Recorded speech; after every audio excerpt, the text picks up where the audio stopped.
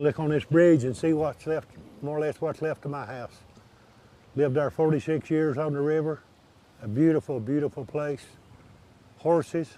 We had 2 horses that drowned. We had fish in the river. We had cats. It's gone. It's gone.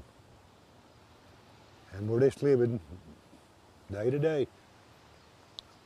You know, I told myself you can lay down and quit, Bob, or you can get up, and I got up. That's all I know to do. Don't feel sorry for me. I'm on the bridge talking to you. There's a lot of people that don't have that luxury in Avery County. There's people still stranded, people that been there 5 days, and you know, we don't know if they're alive or dead and stuff. My heart breaks for them. I hope that the government or the state or somebody realizes that these small communities, small towns, need to be taken care of as much as people in Asheville or Augusta, Georgia. I'm not saying they're not hurting, I know they are. But it seems like they're getting the benefits and we're getting the leftovers. How can anyone watch that video and not feel grateful right now? I, for one, feel extremely grateful to be here making this video for you all, and I hope you all feel grateful to be watching it, because at the very least, this means we have electricity, we have the internet, we have Wi-Fi, and I'm assuming that most of you all will have a roof over your head tonight. So we got a lot of things to be grateful for, because a lot of people don't have these things, as you've seen and as you've heard. But you know, this story is giving me mixed emotions. Because on one hand, like I've said, I feel grateful, but on the other hand, I'm really angry. I'm really angry about the response to this disaster. And I feel like this anger has been building up for a while. It's not just because of this story, although this is enough to be angry about. It's built up frustration from covering these types of stories for the last couple of years and seeing how our government just leaves people stranded to fend for themselves time and time again.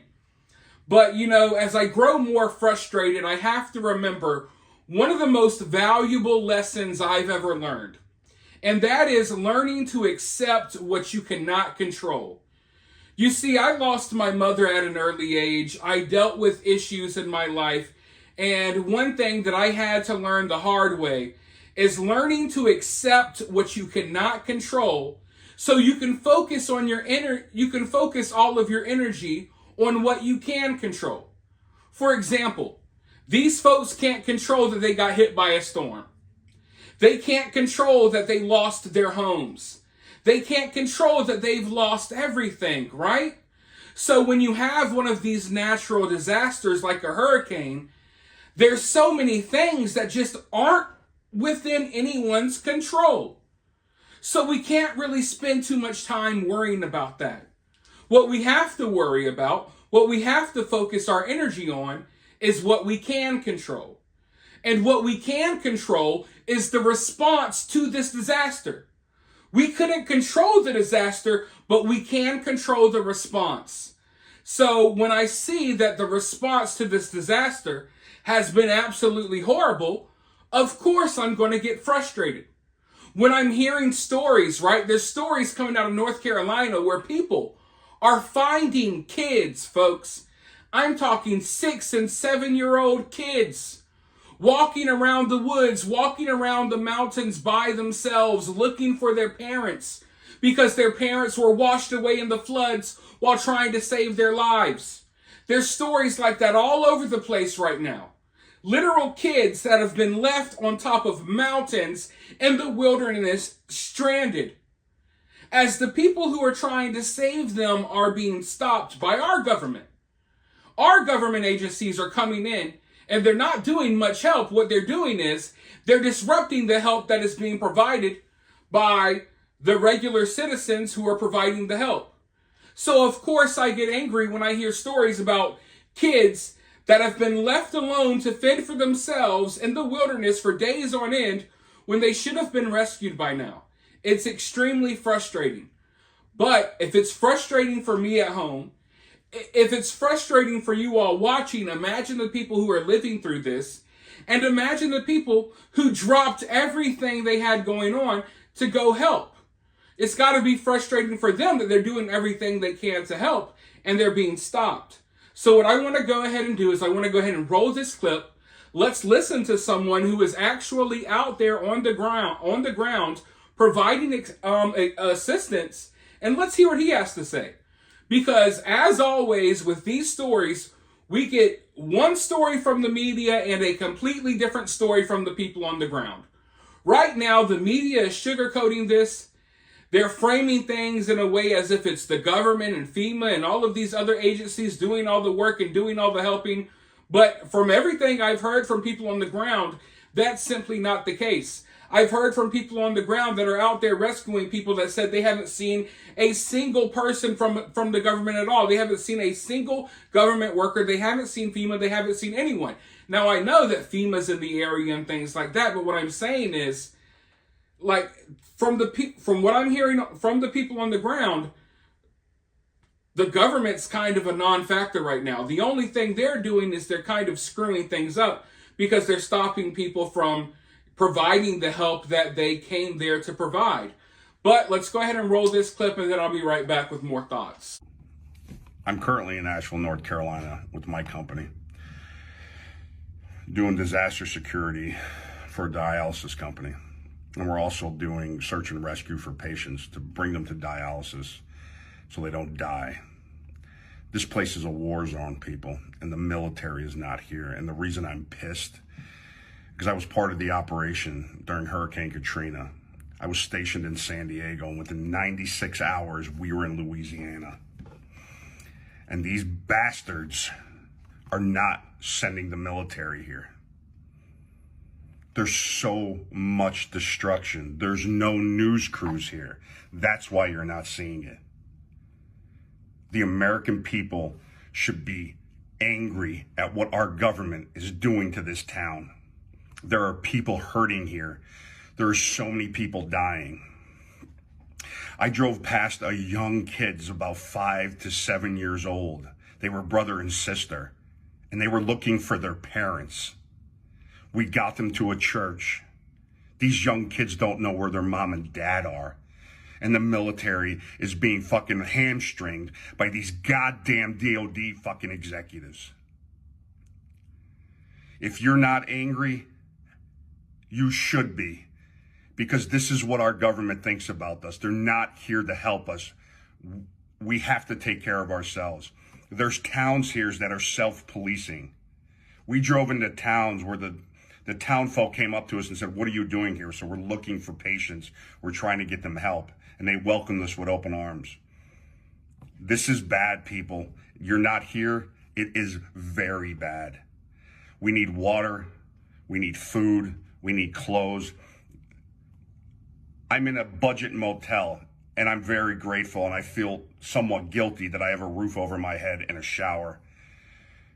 And it's right across from the airport. There was a man that took off yesterday in his helicopter to go up in the mountains to drop off food. He landed and got arrested and said he was interfering with the government, a government operation. But there's no operations going on. I'm sick to my stomach that our government treats our American people this way. And then when they get slapped in the face, oh, here's $750. After we sent over $200 billion overseas. Mayorkas, you're a traitor to your country. You know, in a lot of these areas in North Carolina right now, there's no communications. There's no internet. There's no Wi-Fi. There's no power. There's no phone service. So they don't even have a way to get in contact with a lot of the people who are still stranded. So I'm not sure how many of you all were aware of this, but Elon Musk has been sending Starlinks to the area to hopefully provide these people with some internet, with some Wi-Fi, to hopefully save lives, because maybe these people can get in contact with someone to come help them or something along those lines. What Elon Musk is doing right now is more than what the government is doing. By simply setting up a way for people to communicate, That is one of the most important things when it comes to this type of a situation. You might think food and water is the most important. No, communication is key. Because without communication, you don't know where to go for food and water, right? So Elon Musk has been doing whatever he can to help. But Elon Musk has been receiving reports back from the ground. He's sent people out there personally to deliver these Starlinks. And Elon Musk has spoken out about what he is being told by people who are helping him out distribute these Starlinks in North Carolina. I want to go ahead and read you all this post from Elon Musk today. Just received this note from a SpaceX engineer helping on the ground in North Carolina.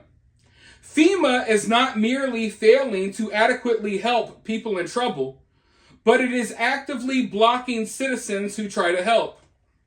Hey Elon, update here on site of Asheville, North Carolina. We have powered up 2 large operating bases for choppers to deliver goods into hands. We've deployed 300 plus Starlinks, and outpour is it has saved many lives. The big issue is FEMA is actively blocking shipments and seizing goods and services locally and locking them away to state they are their own. It's very real and scary how much they have taken control to stop people helping. We are blocked now on the shipments of new Starlinks coming in until we get an escort from the fire department. But that might not be enough. So you got Elon Musk himself. If the people on the ground weren't enough for you, you have Elon Musk, who's been trying to help with these Starlinks. He's coming out and telling America basically, that his own team that is on the ground helping, they're being stopped from helping. They're being stopped from delivering more freaking Starlinks. So some of these people who are still stranded a week after the storm can somehow possibly communicate with someone that can help them. Probably not the government, because the government isn't helping them. But that's what we're dealing with, folks. And I don't know how else to explain it other than letting you all hear reports from the ground about what people are saying.